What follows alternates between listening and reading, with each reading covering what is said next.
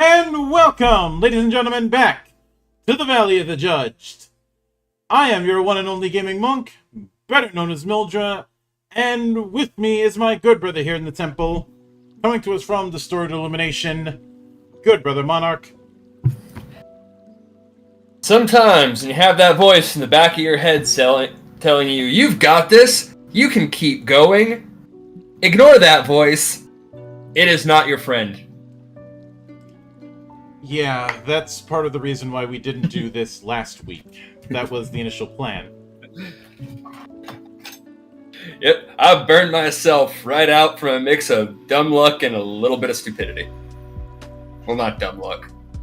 Unluckiness and a bit of stupidity. I know it says Hellas 2E. I ended up doing a bit of copy pasta on the weekly schedule posts, so next week it'll be Hellas 2E. Because we still have to cover dynamism. But that being said, we are back once again with the one shot that we had promised we would be doing. Nice. And some may look at this and go, wait, this thing's 89 pages. This is a one shot? Well, considering the fact that we don't really dive too deep into setting material, yeah, this is not as big of a thing as it's gonna look. Yeah. This isn't okay. I'm not one of those who goes page by page with every single meticulous detail. That's not how things work here. It is all about going through the highlights and then giving our thoughts on said highlights. Now, that being said, this one describes itself as D&D meets Game of Thrones. Now, whether or not it's actually going to go through with that, or if that's just used because everybody has D&D brain rot, is a question that we will be answering later as this goes on. I will say my initial look for again, we'll skip the introduction as usual. You don't really need to do that. But just the brief bits I did glance over that mixed with the pictures. The thing this immediately reminded me of was not the tabletop game Pathfinder, but the 2007 movie Pathfinder. That's good, because if you were to say it reminded you of Pathfinder, I would have had some very pointed questions.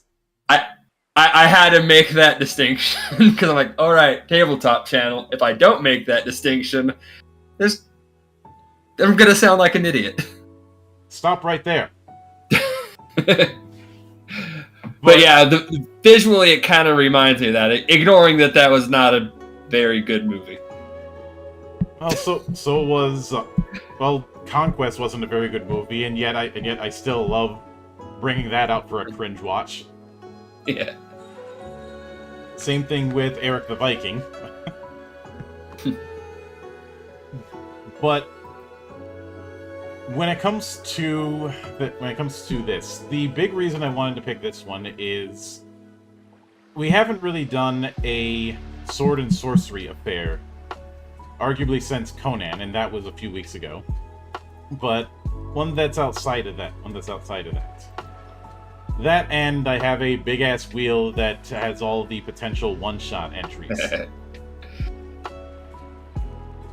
I will say I'm expecting this to be a bit different than the other kinds of sword and sorcery we've talked about. Because this isn't a world of, like, gods and clerics. Well, you usually don't see a whole lot of that in sword and sorcery, period. Well, true. And you might have priests from time to time, but not in the cleric sense. Yeah. But that being said, let's get started. As far as getting started on the festivities, now that all the housekeeping is over, I did zoom into full width because otherwise the text is going to be pretty damn small. It already is kind of small anyways, but... And of course, this is yet another game that was funded on Kickstarter. I did not back this on Kickstarter. It had already come and gone by the time I found out. But fair play to those who did back it. I will note one demerit right out of the gate: no bookmarks. Yeah. Yeah, it's not a huge book, so it's not a big knock against it, but come on. Give me a bookmark. This came out in 2016. Exactly. Like, people have figured out bookmarks by that point. And just to make sure I cover both ends of this, let me check all the way to the back. Okay, character sheet, appendix. No index. Yeah. Shameful display. Now, one could argue, well, why would you need an index when you can just word search in a PDF? What if I'm not using a PDF? If I'm using a physical version, that's going to create some problems, even for an 88-page book. Now, fortunately for us, this book is split into two major parts: the system and the setting. The setting is not something that we're going to be covering, though it is appreciated that it has the 6 great realms and the world of Asura. We are mostly going to be covering the first 3 chapters: characters, conflict, and threats. And with threats, that's going to be covered the least because, well, it's going to be mostly stat blocks. You don't need me to do a deep scholarly analysis on stat blocks.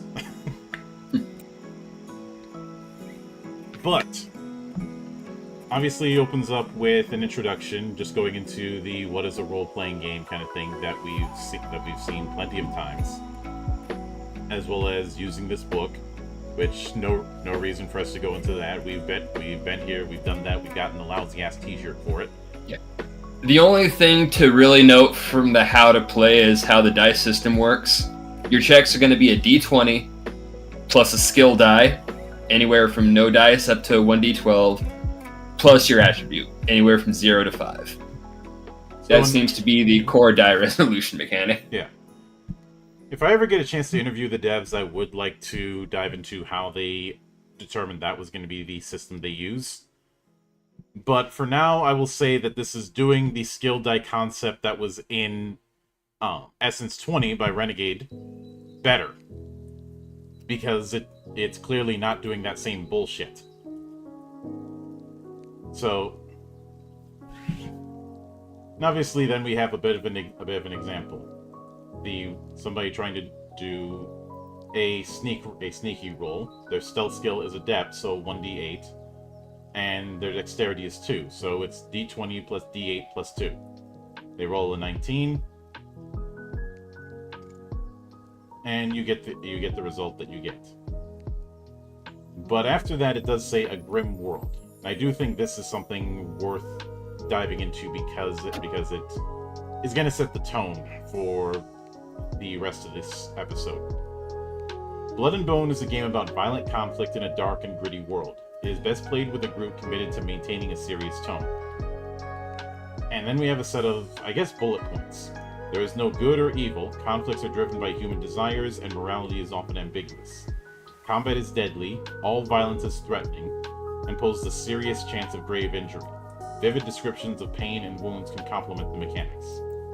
The wilds are vast and frightening. The setting is a world in a dark age. Though there are dense cities, much of the world is unexplored and untamed. There is no magic. The gods are as silent and absent as in our own world. Blood, the hereditary power over life and death, is seen as a natural law of the world. Blood is terrifying. The effects of blooded destruction are a grisly sight to behold, and risen are more horrifying still.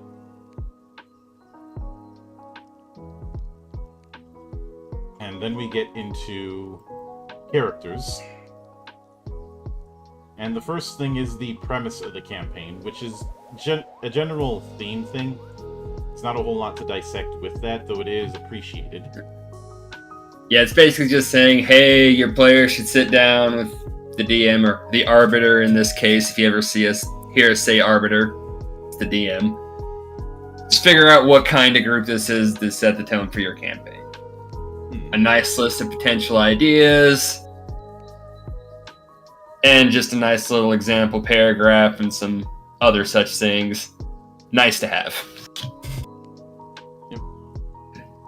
So then we have creating a character. Characters are the pieces through which the players will interact with the world of the game. When imagining a character, it's important to consider what you want to do and who you want to play. And I'm going to skip a little bit further to where it goes. All characters in Blood and Bone are defined by 5 sets of factors: beliefs, complications, attributes, skills, and traits. So when it comes to it, you're going to be creating 3 beliefs: world, other, and self, creating or selecting a complication, distributing 5 attribute points, spending 6 skill points, and selecting 3 traits. Now, beliefs are exactly what it sounds like. I kind of wish there were examples on what defines a world belief, an other belief, and a self belief. We may see that later, but I wish that was there. I wish that was here. Yeah, this actual paragraph we're given isn't really telling us too much of what to expect from that, or what even the beliefs are going to be used for. Mm-hmm. Now, complications are, well, the opposite end of beliefs. You have at least one complication. Now, in both cases, if a Arbiter, which is their name for the GM, may give a reward known as tenacity for when beliefs or complications take center stage during play. But then we have attributes. So there are only 4 attributes: strength, dexterity, mind, and presence. These will range from 0 to 5. Now, characters begin with 5 attribute points. No attribute can be above 3 at character creation. And each one generates a bonus point. After that, they should calculate their derived combat attributes, which are vitality, evasion, armor, alacrity, and power. I think we'll get to that later. Yeah. Then skills. There are 5 skill ranks: novice, apprentice, adept, expert, master. These are the skill die. And you have 6 skill points to spend. Each point puts it up by 1 rank. 2 skill points are awarded at the end of each chapter. That's pretty fast, given all things considered. It doesn't say there's a cap. And also, given the advancement table, I think chapter is going to be their equivalent to level. Yeah, anytime... Well, I've glanced over this. This is effectively it. It's going by a goalpost system for advancement. Mm-hmm. Whenever you complete the narrative arc, you gain whatever it says you gain after that arc. Like the first main arc, 4 points, trait, skill points. Follow down the chart, it tells you how many you gain each time. It's just goalpost advancement is all. And whenever you complete a chapter, you get 1 trait, 2 skill points, and 1 attribute point every 3 chapters. I do appreciate that we have a advancement table here, so it would be relatively easy to calculate what your spread should be if you're starting at a higher chapter. Yeah. We do immediately get into beliefs after this, which it does look like we're going to have some more information on how that works. Yeah. So, bullet dodged there. Yep. So let's see. Beliefs. Characters are defined by their beliefs. The fundamental ideas that drive them. Beliefs represent a character's explicit outlook and their player's goals. They solidify what kind of character their player wants to be and what they want to do, and how others are tied to the premise of the campaign and other characters. Beliefs let the Arbiter and other players know what you as a player want out of the campaign and help you tell a better story. Consider the types of activities you want to experience. Then we get a list of sample activities. Mm-hmm. See, beliefs are meant to be challenged. They can grow stronger or weaker, be shattered, and even betrayed. They can change as characters grow and develop over the course of the campaign, or remain the solid bastions that define a character's journey. Anytime a character gains a trait, at the beginning or end of the chapter, they may alter one or more of their beliefs. Altering beliefs is not mandatory, rather, it should be done rarely and only when a large shift occurs in the character or the narrative. A strong belief is a compounded ideology in action. They're unambiguous and have no verbal nuance. Try the following formula.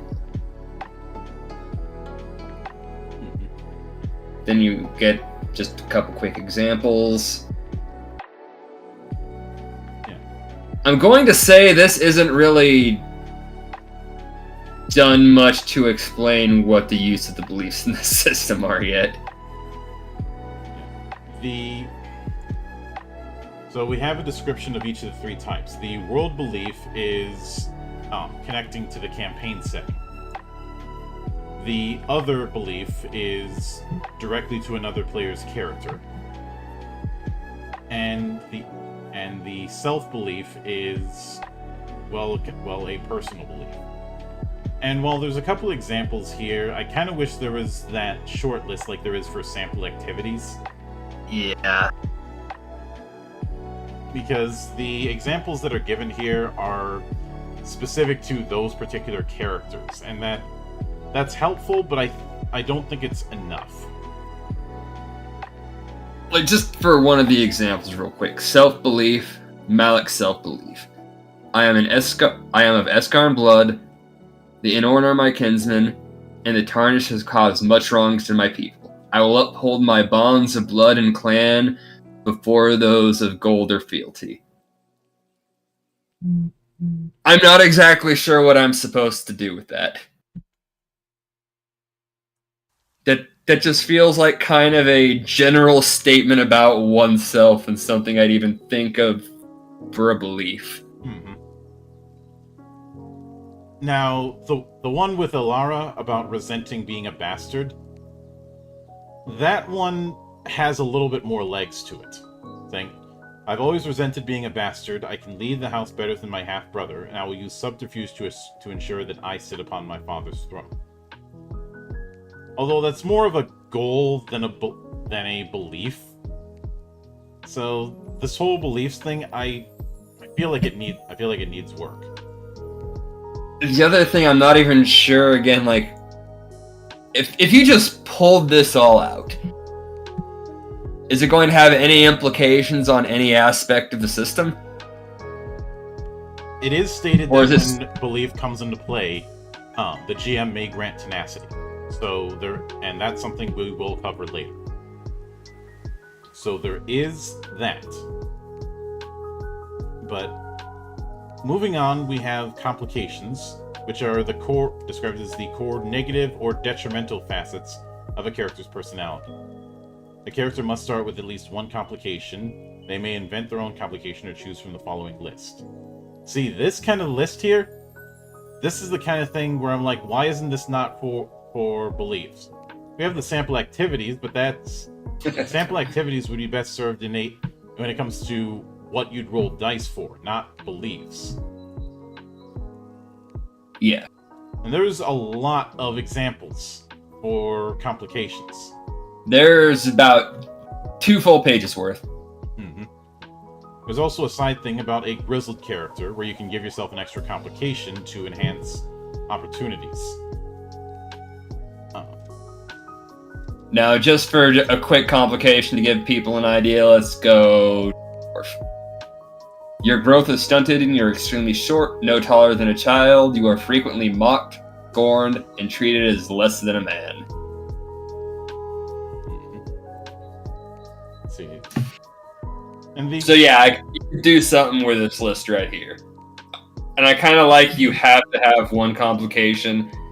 Fits kind of the tone that the game seems to want to go for. I like this. Though if it's bringing up the whole, you can give yourself an extra complication.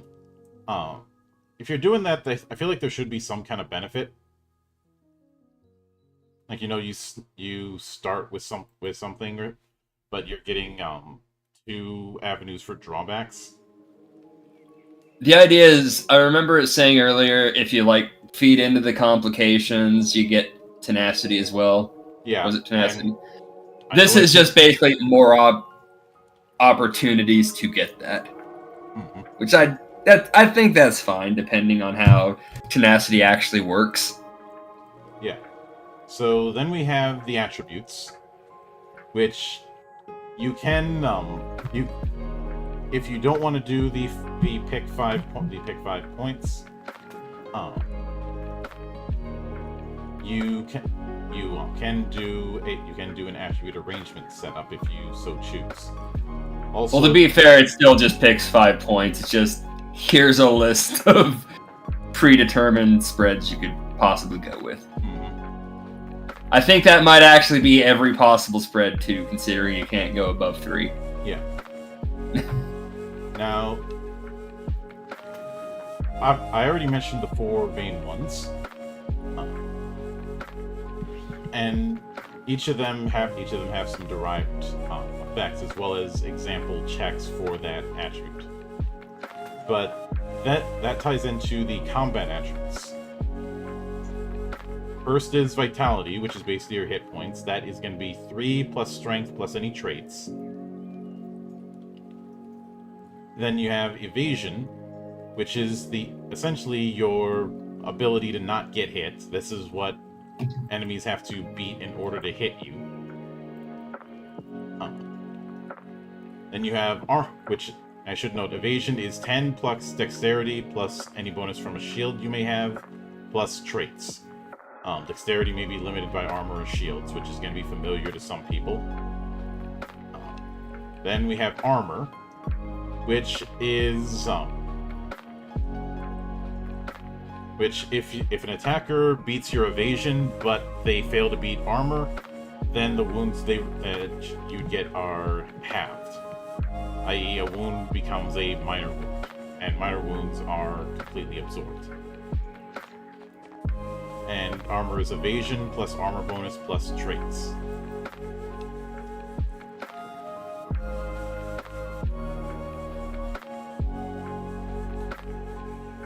So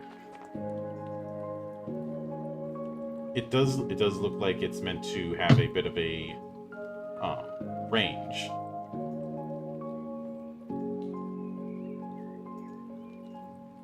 So then we have Alacrity, which is how fast you are. Speed, reflexes, all that kind of thing. That is Dexterity plus Mind plus any modifiers. And it is mainly there for initiative. And then Tenacity is the resource hinted at. It can be expended to gain certain bonuses or fuel traits. All characters were set to their starting Tenacity at the beginning of each chapter. They may be awarded additional Tenacity by the Arbiter for exceptional roleplaying. You may spend 1 Tenacity to gain advantage on a single check or give advantage to another character. So Tenacity is your extra effort resource.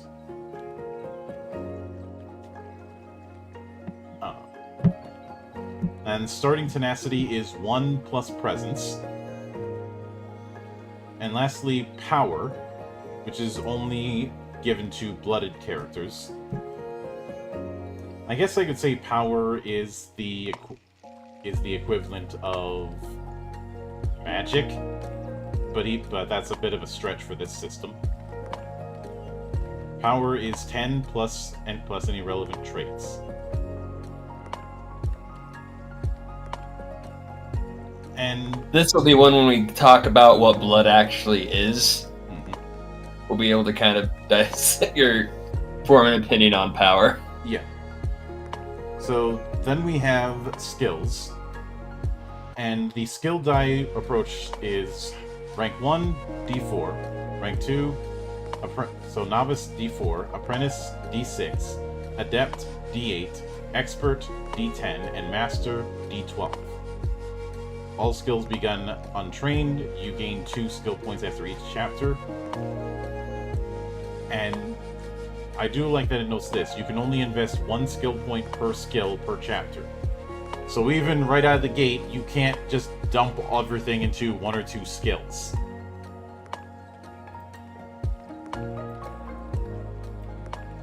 I'm glad that that is there.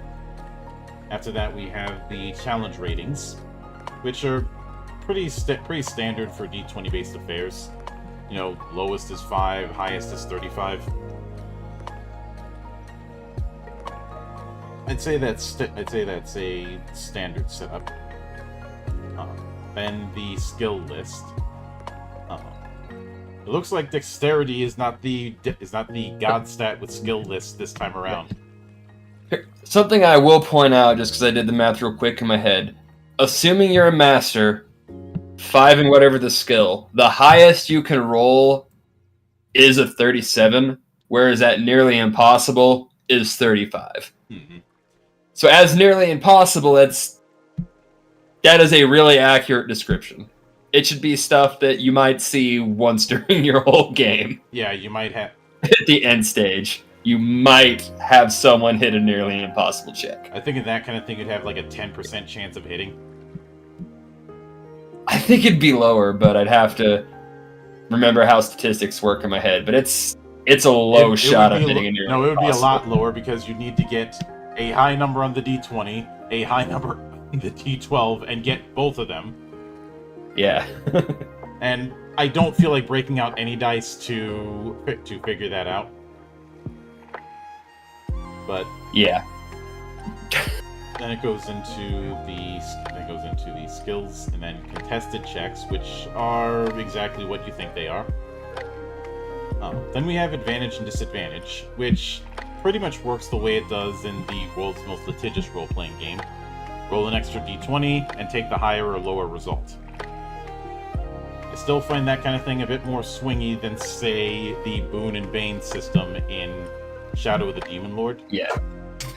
I will never be a fan of advantage disadvantage. I just never cared for it, no matter the system. I don't mind it. Yeah. What I It's don't a preference care for thing on is my part. is when it gets overused. Is when so many things are just granting advantage or disadvantage. That's where I have a problem. Of course, the other problem is when there's a cap for no reason. This is the reason why I love Emberwind's approach to it, because it has that system, but one, more often than not, you're aiming low, not aiming high, and two, it doesn't stop at 1. If you've got advantage from multiple sources, they stack. Which, in my view, goes a long way to fixing all of the problems I have with advantage and disadvantage. No, I don't think that'd be a good idea on a D20 setup. But the Bane and Boons for Shadows, yes, I did play that game.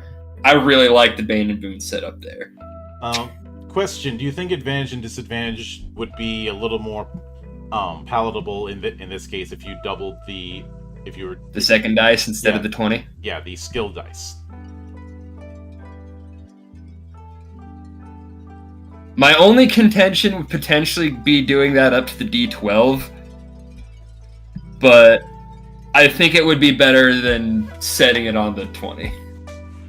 Well, it's the same setup. You're just using the skill dice, or instead higher of the or lower D20. instead of the D20. Yes, I think it would have a bit of a better swing, because there's one phrase that I keep seeing quite a lot in the 5e discussions, and that is bounded accuracy. And as far as what it is, that involves going a lot into the math, and I don't have enough alcohol to do that. I'm drinking tea right now. Yeah. But so then we have traits, which are the definitive features and abilities that a character will gain as they progress. Many traits require certain skill ranks, attribute scores, or even other traits to learn. Characters gain a trait after each chapter. You cannot have more than 12 traits. If you already have 12 traits, you replace one with a new one, even if the removed trait is a prerequisite for another you possess. Traits both grant access to both active and passive bonuses. Benefits are persistent passive effects, and many traits grant access to actions, reactions, and desperate actions. No, we'll get to that later. So traits are your feats. I think the only thing that concerns me is prerequisites, but fortunately the prerequisites here aren't too ridiculous. We're not dealing with whirlwind attack again. I know I bring that up every time feat adjacent things are brought up, but it's my whipping boy and will always be my whipping boy. Now, just so we get an example or two, let's look at Manslayer. Prerequisites requires you have the Cleaver trait, Strength of 4. Benefit, when Cleaver's reaction skill check exceeds a CR 25, you may attack an adjacent character. And Cleaver, you need Mighty, you need Strength 3, and you need Master in Fighting. If you kill a character, as a reaction, if you kill a character with a two-handed weapon, you may attack a character adjacent to them. I will say I wish these prerequisites were laid out a little nicer. It just lists them. It doesn't list necessarily if it's a stat, if it's a different trait you need, or Mighty. I'm not even seeing Mighty immediately, and it's not near there. So is that a different trait somewhere else on this list? Yeah, it is. In fact, is it farther down, or? It's on the bottom corner of page 20. Requires Strength 1, gain advantage on all non-fighting, push strength rolls to push, pull, or lift objects. Slightly annoyed Mighty comes after the things you needed for it, but... The problem that I have with this prerequisite setup is it can create the false choice problem. What I mean by that is you know how I've ripped on whirlwind attack over the years. Yeah. Big reason for that is in order to get that particular thing, you've got to plan ahead several levels in advance, sometimes even more so depending on your class. And you end up picking up stuff that's just not useful, that you're never going to use, or may just be bad. Yeah, just to because get of how one thing. See, I don't have a problem with the premise of the feat tree. I have a problem is so many times you see them, they're stuck on that list.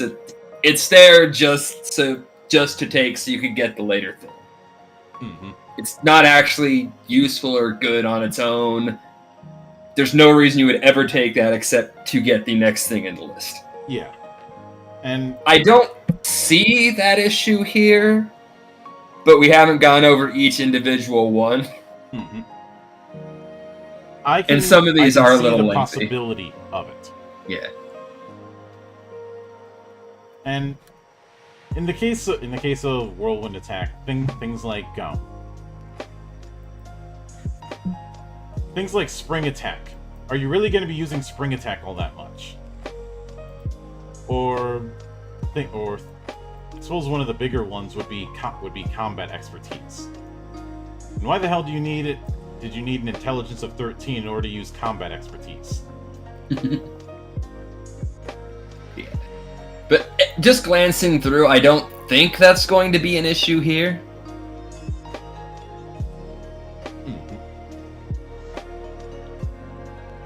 I could see, yeah, it's more of I can see the possibility of it, and Hello there, Let's Bloody. actually look at Mighty real quick, which is connected to a lot of those we just looked at. Gain advantage on all non-fighting strength rolls to push, pull, or lift objects. Like, I could see that being relevant often enough. Yeah, it's more of if you want to Yeah. if you want to do the whole cleave thing, you've got to go through several steps in this particular chapter setup. Yeah. Oh. I will say I don't think they did a bad job with it here, but since we're not going to be going through again each individual one of these, because there are a lot of them. Yes, they are, and some of them are not arranged in alphabetical order, which that does piss me off. This needs some better formatting and organization. Especially without the bookmarks, high index, no hyperlinks. This is not the most user-friendly book to read. Oh. Pretty much.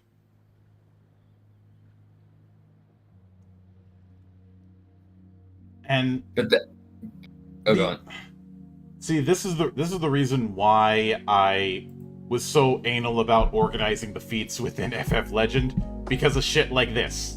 Like, the only organization is feats and blooded abilities. It is the feat list if you're not going to do things by alphabetical, at least do them by category. Like, these are the feats you might need. These are the traits for melee combat. These are the traits for ranged combat. These are your skill monkey feats.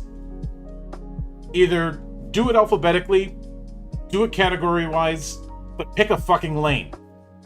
This picked no lane. This is a It just barfed them all out on the pages. This is a problem that D&D 3.0 had.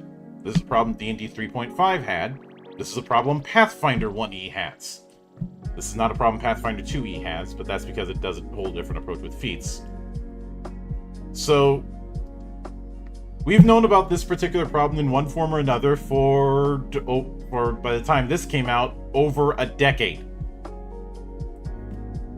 Make your shit better, people. That's all we're asking. It's so simple. Yes. Basic organization. You learn this shit in kindergarten and first grade. And for those thinking, oh, it's not a big deal, keep in mind I studied navigation.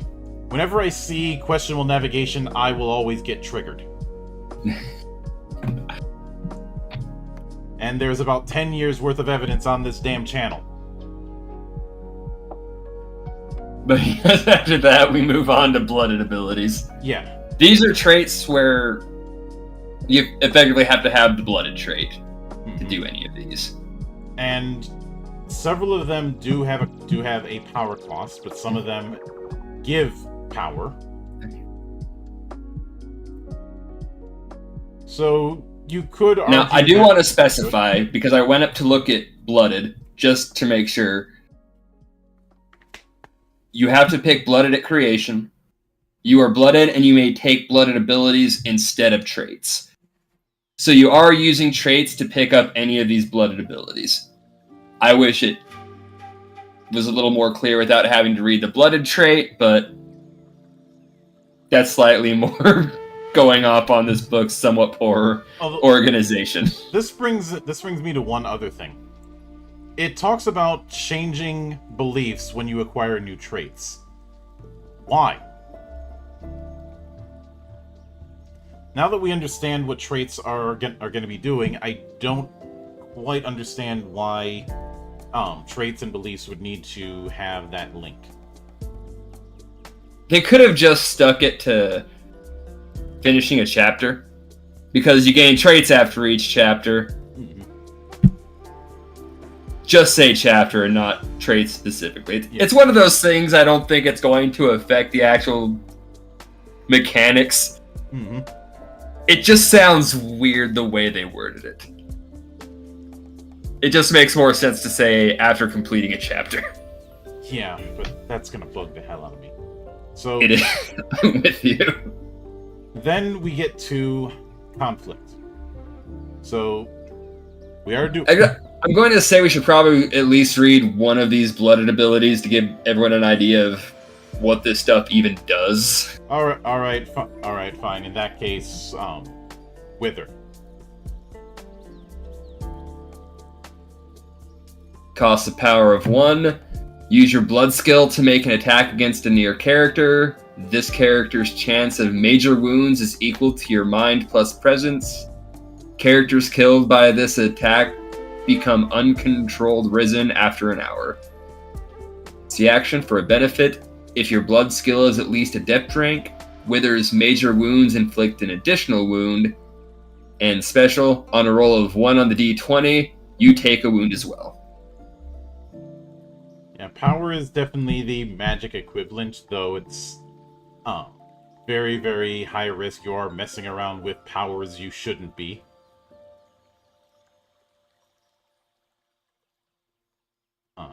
So then we have combat, and it is doing the standard turn-based affair. You have rounds, you have turns. It says what you can do in several seconds, but I'm applying the 6-second rule as I often do in these things, as well as a distance setup built on yards. Then we have actions. You can only take 1 action per turn.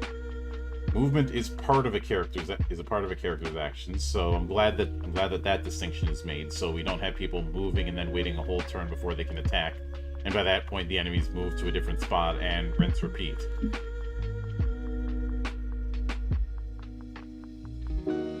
But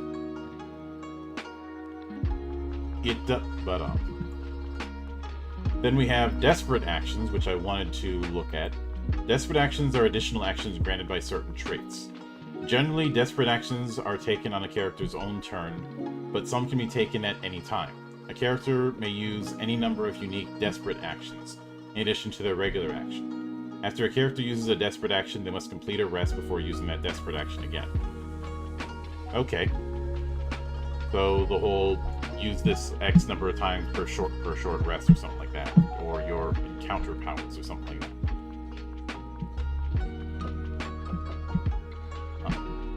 You do have reactions, and instead of just 1 reaction per turn, it's 1 plus your mind. And you can't use the same reaction twice.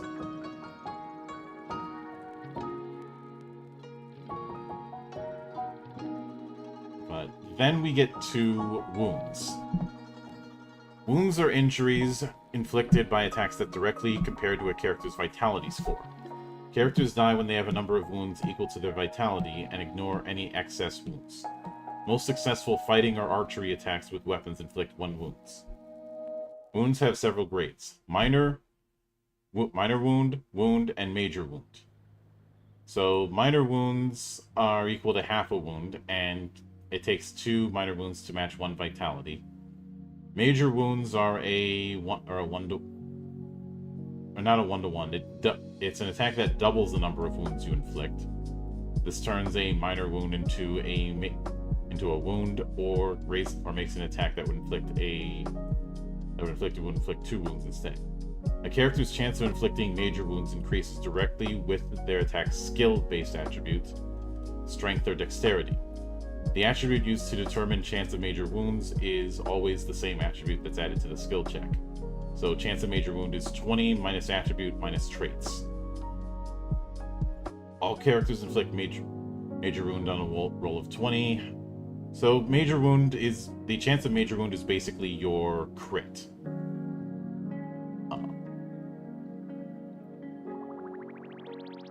Which does mean that depending on your setup, the crit range could go up really damn fast. Which I suppose would add to the lethality. But it seems that the idea is major wounds count twice, minor wounds count 0.5 times. See, and then for healing, a variant of of Waystone shards to allow for an unnatural kind of healing. Then we have armor and weapons. What is interesting is that it looks like there's no real stats when it comes to your weapons, unless it's a masterwork weapon. The only difference is what skill you're using, as well as the way, as well as certain quirks when it comes to ranged weapons.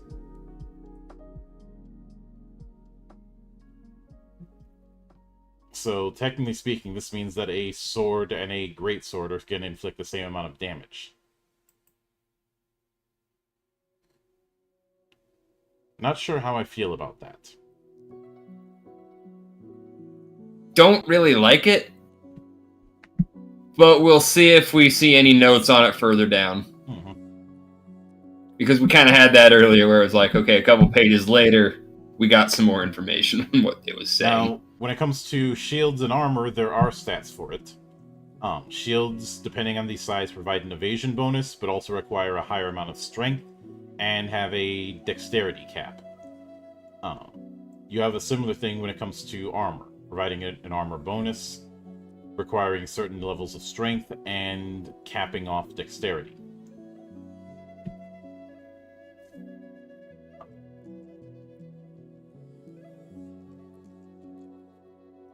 So, and it gives an example that the armor bonus adds to total evasion. So, if you're wearing armor, an attack would have to beat your evasion, which would be armor class in more litigious games, and the bonus armor and the total after armor bonus is calculated. So it gives an example of Malik. He has 12 evasion. When he dons scale mail, he gets a +4 armor bonus. As he has 12 evasion, he would have an armor of 16. Any attacks that beat his evasion of 12 but fail to beat his armor of 16 would inflict half as many wounds. But it's looking like one attack just inflicts 1 wound, so it would just be 0.5. If I'm reading this right. This is why I'm kind of iffy about the whole if damage with weapons is universalized. See, then we have an example. Considering narrating combat's the next section, followed by the Arbiter Guide, which is our DMG, basically, I think it's a safe bet the weapons are all kind of doing the same damage. Yeah. I mean, after that is the Arbiter section. A lot of this is obviously going to be advice, but there's a couple things to cover. One of them is the variant rules. First, the Saga variant, which is going with the idea of players creating several characters at once, but only acting as one per session. This is not far removed from the Passion Play design you see in Ars Magica.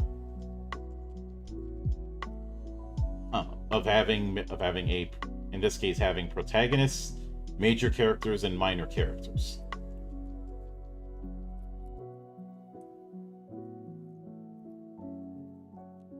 And the heroic variant allows you to set player characters apart from non-player characters. Basically, for every 2 traits a player character gains, they gain 1 maximum endurance. Anytime they would receive a wound, they can spend 1 endurance per wound to prevent it. When you rest, you gain all of your spent endurance. Heroic variant seems like a way to have an HP-like system, or at least a way to have characters who aren't dependent on their vitality. I think it's just a way to make everyone slightly more durable, just so you feel more like heroes and slightly offset the lethality of the game. Yeah. Then we have example non-player characters. Although it looks like the resolution on the pages is a bit off, like it was taken as a yeah, image. I mean, it's, Some of these do not look as nice as some of the earlier pages. yeah, and you can't, and you unfortunately can't copy pasta it.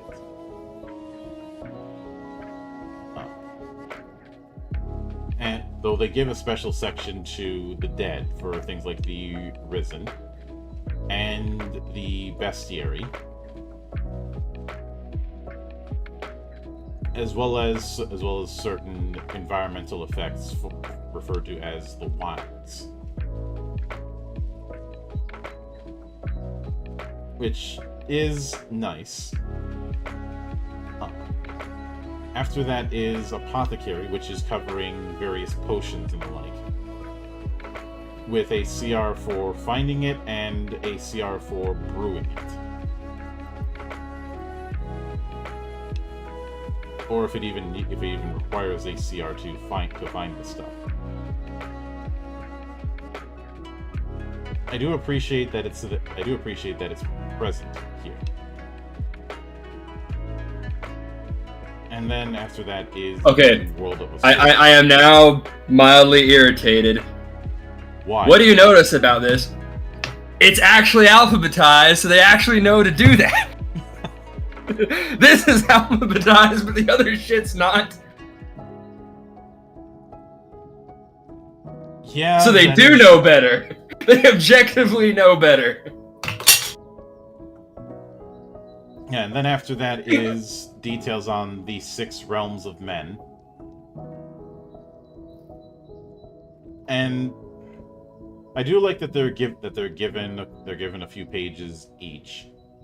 You know, something to build around.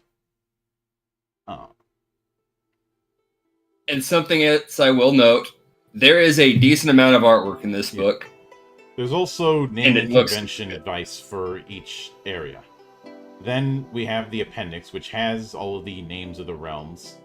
A thing for distance, a thing for combat descriptions, and then the attributes, the skill list, skill ranks, challenge ratings, advantage, tenacity, wounds, surprise, and actions. This would be a very nice thing to just kind of print out for a quick cheat sheet for everybody. Mm-hmm. And a nicely organized character sheet, I'll give them that. Yeah.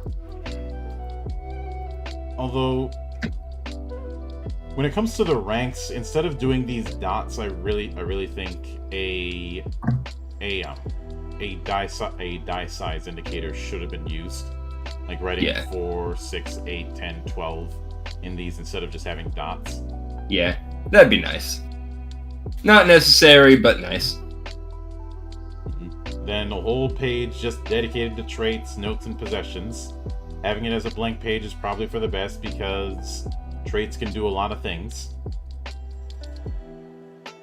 And unless you have giant-ass handwriting, that's plenty of space for all the traits you'll get. Oh yeah. And that more or less covers Blood and Bone. So, do you want to give your thoughts on first, or should I? I'll go ahead and go real quick.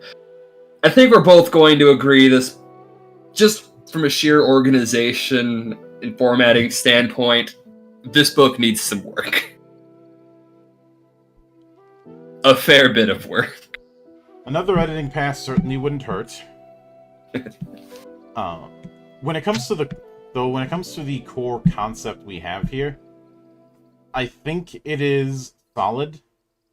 I could see using this in a very Beer and Pretzels, not kind of easy to pick up style of sword and sorcery. I think the two big problems that we had were the way traits are organized and the belief system. Or at least the way the belief system is presented. Yeah.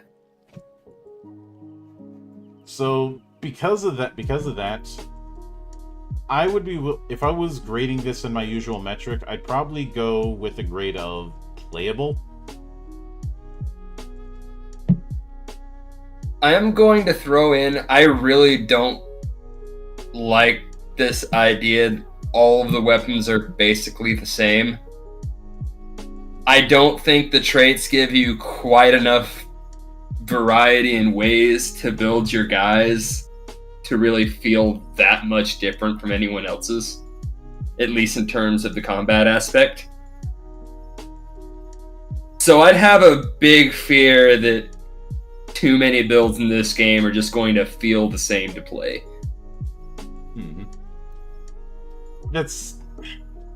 I think the build variety is really going to be dependent on the way your character builds your traits, and you do get a generous amount of traits starting out. Yeah. That being said, the traits have their own problems. Yeah, after seeing that premise with the weapons, I think the traits need to be a lot freer to pick and less restrictive. Mm-hmm. So I'll agree, playable does sound like a good spot for this game.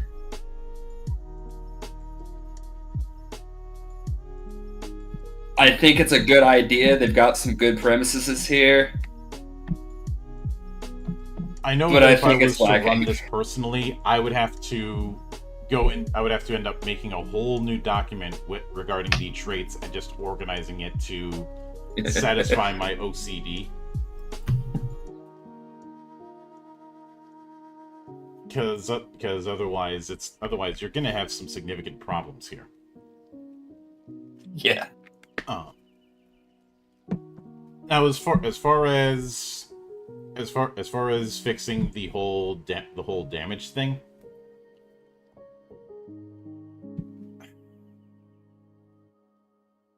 I think it should be an instance of either having some sort of scaling effect, like how much your die result determining how many wounds you inflict, or have it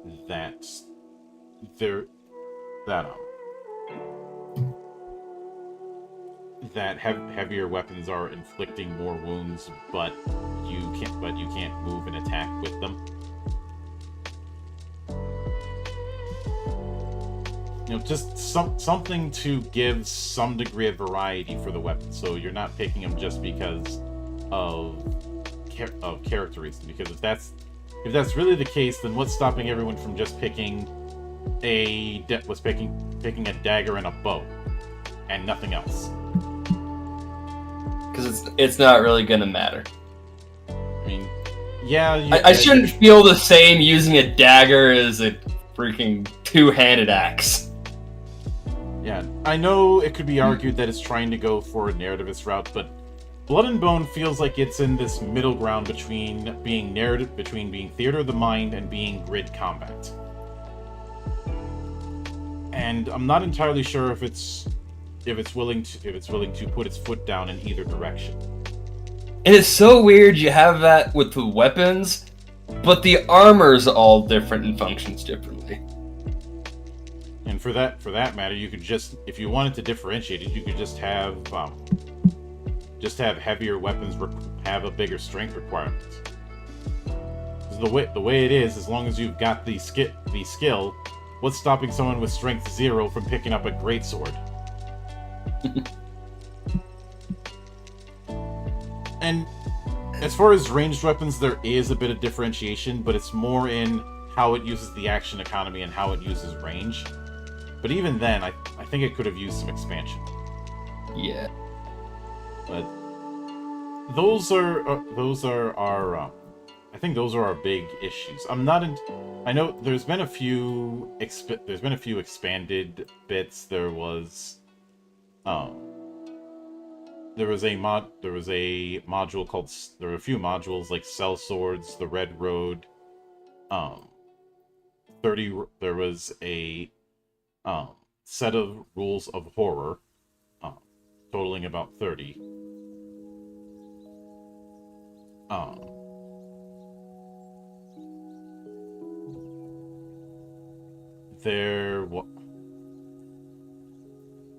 There's obviously a book just dedicated to the campaign setting,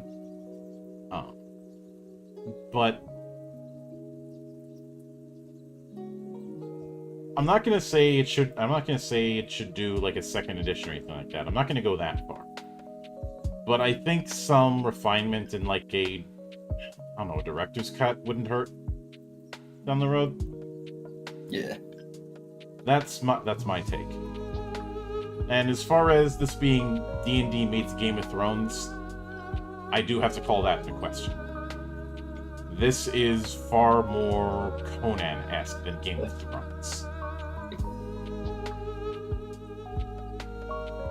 Oh no, my Pathfinder comparison earlier might have been accurate. Actually, I think the Pathfinder comparison is more on point. Yeah.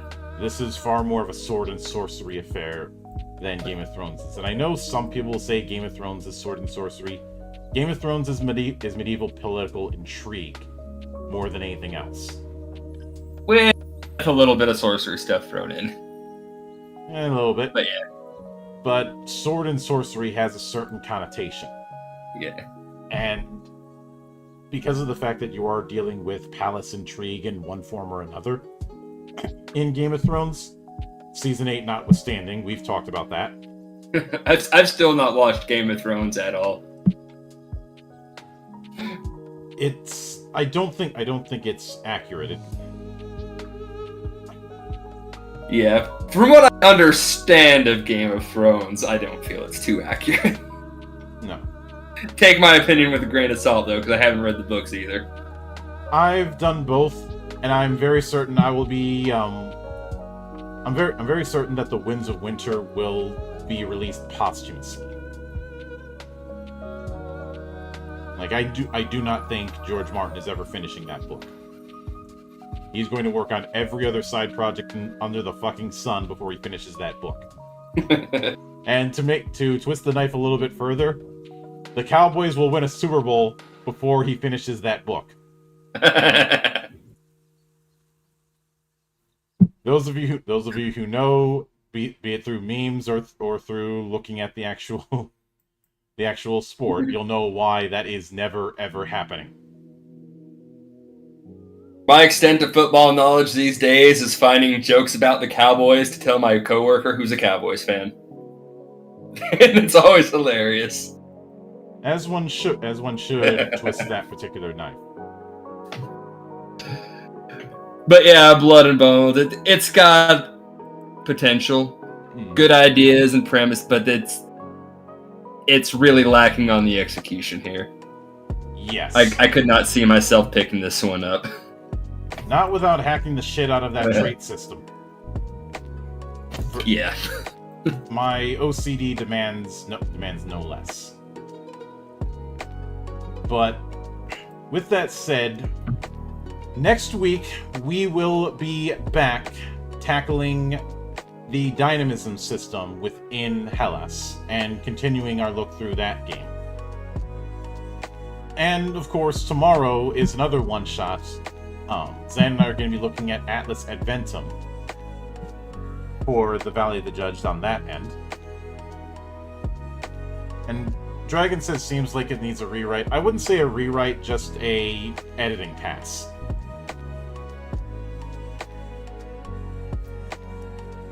But with that said, we'll see you all next time.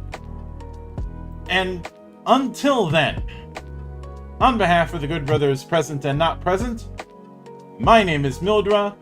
I am your gaming monk. Stay fucking frosty, everybody.